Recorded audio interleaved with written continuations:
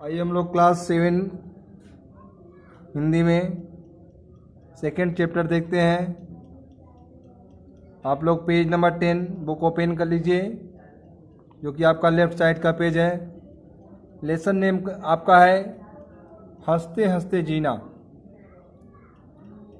अध्याय उद्देश्य में देखिए, जैसा कि मैंने आपको पहले बता दिया है, किसी भी लेसन को रीड करने से पहले, पढ़ने से पहले उसका वर्ड मीनिंग जो है अच्छे से देख लेना चाहिए, अच्छे से रीड कर लेना चाहिए, लर्न नहीं कर लेना चाहिए, ताकि जब हम पंक्तियों को पढ़ें, लाइनों को पढ़ें, तो हमारे जो भाव है लाइनों का वो अच्छे से समझ में आता रहे। ठीक है, इस तरह से आपका पेज नंबर 13 पर शब्दार्थ दिया गया है। इसे आप कॉपी में राइट कर लेंगे और अच्छे से रीड करके तब बुक को पढ़ना शुरू करेंगे। ठीक है, आइए हम लोग लेसन रीड करते हैं।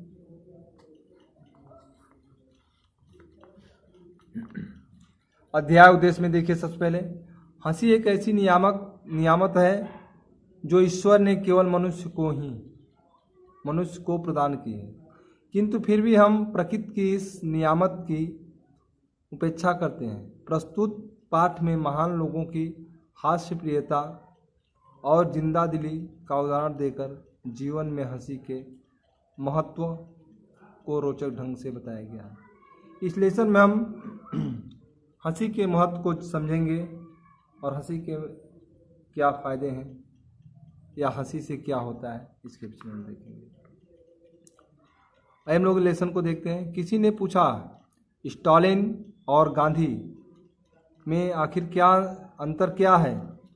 स्टालिन तानाशाह है, करोड़ों लाखों करोड़ों से डंडे के बल पर अपनी बात मनवा सकते हैं, लेकिन गांधी जी कौन कम है, उनकी बात करोड़ों मानते हैं, और कितने ऐसे माई के लाल हैं जो उसे टाल जाएं। फिर क्या अंतर है गांधी और स्टालिन में? यही कि गांधी जी हंस सकते थे, स्वयं की गलतियों और कमियों पर ठहाका लगाकर मुक्त रूप से हंस सकते थे। स्टालिन से ऐसी आशा नहीं की जा सकती। ठीक है, जो हंस सकता है वह मित्र बनाने योग्य है, जो हंस सकता है वह मित्र बनाने योग्य है। उसका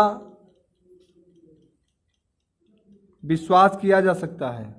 जो हंस नहीं सकता वह दुखी तो है ही, खतरनाक भी है, क्योंकि शायद वह दूसरों को भी दुखी देखना चाहता है। तो कहने का तात्पर्य है, मनुष्य को खुश रहना चाहिए।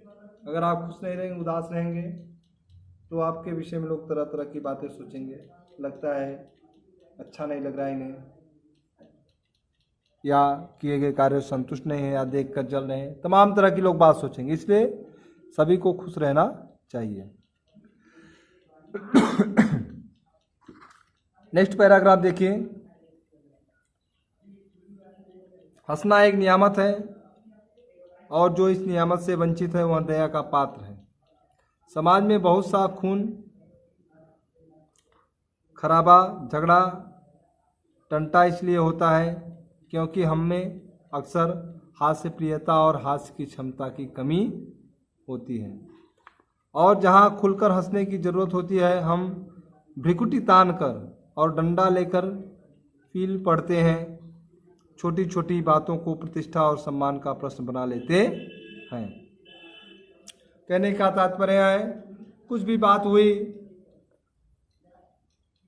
और लोग उस पर गुस्सा करने लगते हैं, झगड़ा करने के लिए तैयार हो जाते हैं। इस तरह से विवाद बढ़ जाता है।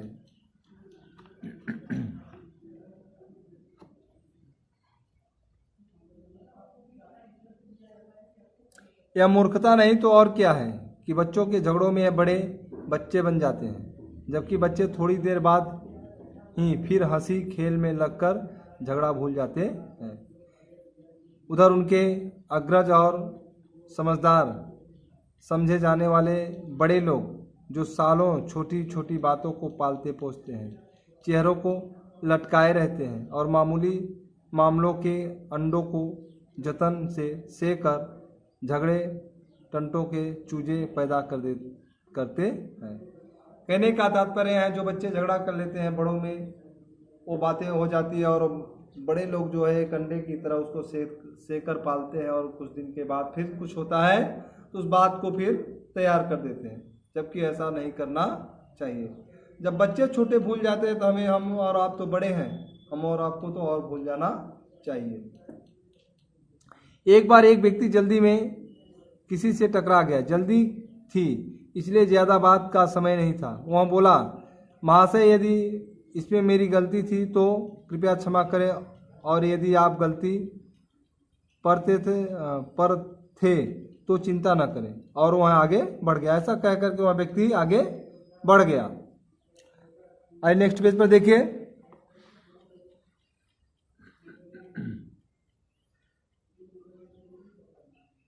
कितना अनुकरणीय उदाहरण है, लेकिन खेद है कि हम में से बहुत कम इसको अपनाते हैं। यही नहीं, जो हंस सकता है वह पराजय में भी हास्य की सृष्टि कर लेता है और इस तरह पराजय भी जीत में बदल जाती है। इसके विपरीत हर चीज में बारीकी से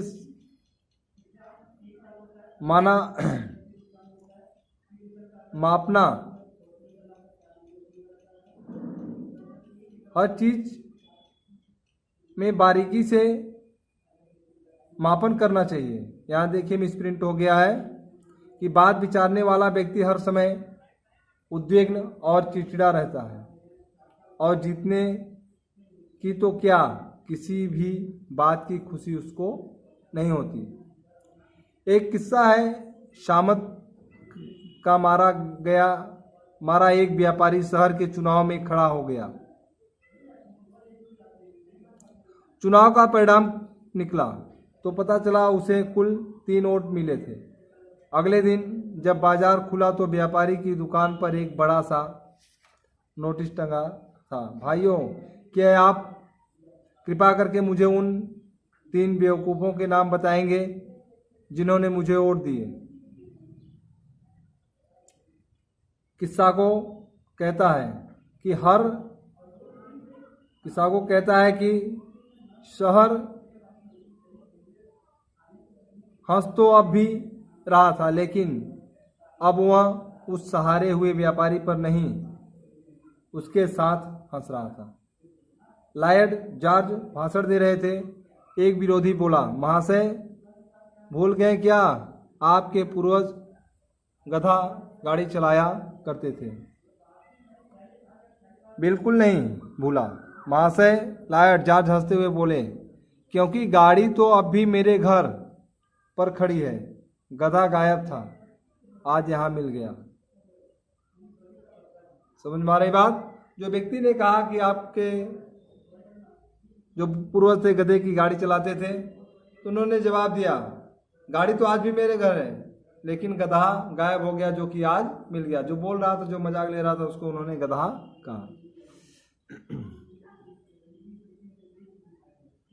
और वह किस्सा तो आपने सुना ही होगा कि 2 प्रसिद्ध व्यक्ति और प्रतिद्वंदी कीचड़ से भरी सड़क के किनारे की सकरी पगडंडी पर आमने सामने से आ रहे थे। एक पास आकर गुर्राया और दूजनों के लिए कभी मार्ग नहीं छोड़ता, लेकिन मैं छोड़ देता हूँ। दूसरे ने कहा, मार्ग दे दिया, कहिए कौन जीता?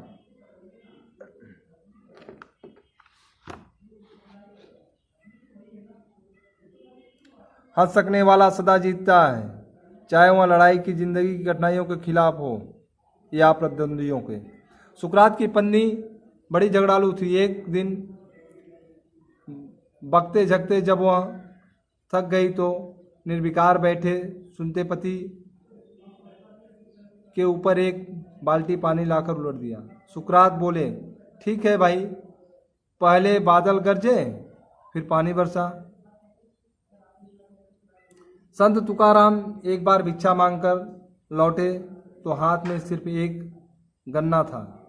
क्रोध में उनकी बीवी ने गन्ना तड़ाक से उनकी पीठ पर दे मारा।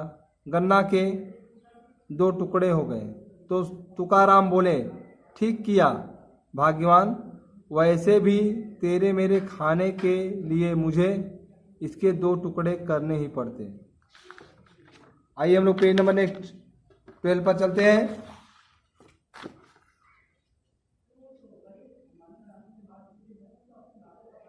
आचार्य छितमोहन सेन एक बार देर रात घर लौटे तो पत्नी को क्रोध में भरा पाया। जब पत्नी ने खाना लाकर रखा तो आचार्य ने थाली उनके सिर पर रख दी। पत्नी भन्नाई, यह क्या करते हो? कुछ नहीं, खाना ठंडा है और तुम्हारा माथा गर्म। खाना गर्म कर रहा था, आचार्य ने उत्तर दिया। एक सज्जन किसी मसले पर पंडित नेहरू से उलझ रहे थे। अपनी बात मनवाने के लिए अंत में खींचकर बोले, पंडित जी आप भूल रहे हैं कि हर मसले के 2 पहलू होते हैं, तो आप शायद इसलिए गलत पहलू पर अड़े हुए हैं। नेहरू जी ने कहा और बात हंसी में समाप्त हो गई। मालवीय जी को एक नवाब से दान में जूता मिला। वे उसे काशी में नीलाम करने को उद्यत हो गए। तब नवाब साहब ने कई हजार देकर अपना जूता वापस ले लिया। यह है जीवन को हंसी खुशी से जीने का ढंग। कठिन परिस्थितियां, क्रोध में भरे और दुर्जन लोगों से भी हंसते मुस्कुराते निपटने की कला। कहने का तात्पर्य है जीवन को हंसने की कला से भरपूर रखना चाहिए। विचार करके देखो तो लगेगा कि अधिकतर पुरुष जिनसे संसार का कल्याण हुआ है शुद्ध निर्विकार भाव से हंस सकने की क्षमता रखते थे। गांधी जी का जिक्र ऊपर आया है। लिंकन की हास्यप्रियता भी मशहूर है। एक बार वे अपने जूतों पर पालिश कर रहे थे। किसी ने आश्चर्य प्रकट किया, मिस्टर राष्ट्रपति क्या आप अपने जूते साफ करते हैं? जी हाँ, मुस्कुरा कर लिंकन बोले। और आप किनके जूते साफ करते हैं?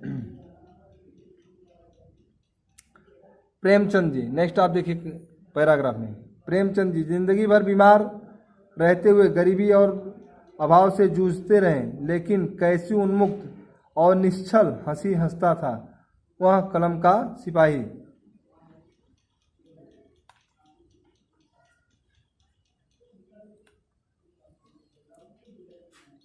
जनार्दन का राय नागर लिखते हैं कि किस प्रकार दिल्ली में एक कवि सम्मेलन से देर रात गए। लौटते समय प्रेमचंद कवियों की भंगिमाओं और मुद्राओं को याद कर के सड़क पर हंसी के मारे दोहरे हुए जा रहे थे। एक एक टुक्कड़ के नाज नखरे लेकर यह दुखी सुखी प्रेमचंद हंस रहा था जैसे सारा जीवन एक मस्त हास्य हो, आनंद की एक तरंग। हंस तो हम भी सकते थे, पर हमारे मन मानो शिक्षों में बंद मुंह झलका रहे हो। और इस साहित्य के होरी को तो देखो जैसे प्रतिपल एक नई हंसी हो। इस पंक्ति के माध्यम से जब वो दिल्ली सम्मेलन से लौटे और वहाँ के कवियों के द्वारा कही हुई बातों को बार बार सोच करके हंस रहे थे। आइए हम लोग पेज नंबर 13 पे चलते हैं।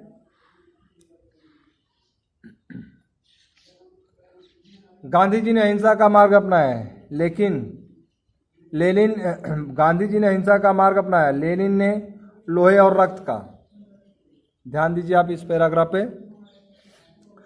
परंतु लेनिन ने दिल में भी गरीब और संत्रस्त लोगों के लिए उत्कट सहानुभूति भी थी और उन्होंने करोड़ों लोगों को सामंतवाद से मुक्ति दिलाई। और इन्हीं लेनिन के बारे में गोर्की लिखते हैं कि मैंने लेनिन जैसी संक्रामक हंसी किसी और की नहीं देखी। अजीब बात थी कि इतना कठोर यथार्थवादी और शोषण से इतनी उत्कट घृणा करने वाला व्यक्ति बच्चों की तरह इतना हंसता था कि गला रूंधने लगता था। आंखों में आंसू आ जाते थे। और इसके बाद गोर्की लिखते हैं और बहुत ठीक लिखते हैं कि इस प्रकार हंस सकने के लिए बहुत स्वस्थ और शक्तिशाली मानस की जरूरत होती है। इसके विपरीत हिटलर था, जो अंदर ही अंदर सुलगता रहा और जिसने संसार में भी आग लगा दी। नेपोलियन भी घुन्ने स्वभाव का और अंतर्मुखी प्रवृत्ति का था और उसने भी अपनी महत्वाकांक्षा की पूर्ति के लिए यूरोप के लोगों की जान सासत में कर दी। यह तो कोई कह ही नहीं सकता था कि हिटलर और नेपोलियन अद्भुत व्यक्तियों के स्वामी नहीं थे। एक विशेष अर्थ में निश्चय ही महान थे, लेकिन उन्होंने अपनी सामर्थ्य का उपयोग मनुष्य की भलाई के लिए नहीं किया और शायद इसका कारण यह भी था कि वे जिंदा दिल कम थे।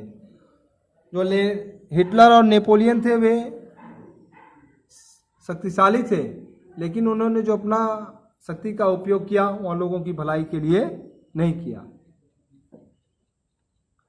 इसीलिए जिंदगी जिंदा दिली का नाम है। हंसिए और खूब हंसिए।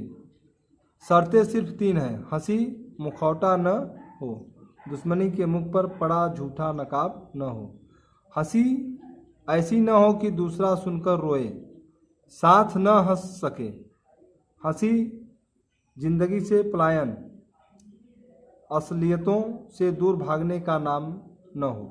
जिंदगी संग्राम तो है ही, लेकिन उसे हम धर्म युद्ध बनाएं, गाली गलौज वाला सस्ता फसाद नहीं। और इस धर्म युद्ध को हम हंसते हंसते लड़े, मुंह लटकाकर नहीं, मनहूसियत से नहीं। कहने का तात्पर्य इस लेसन से है, हंसी तो मनुष्य के जीवन का एक हिस्सा है, सबको हंसना चाहिए,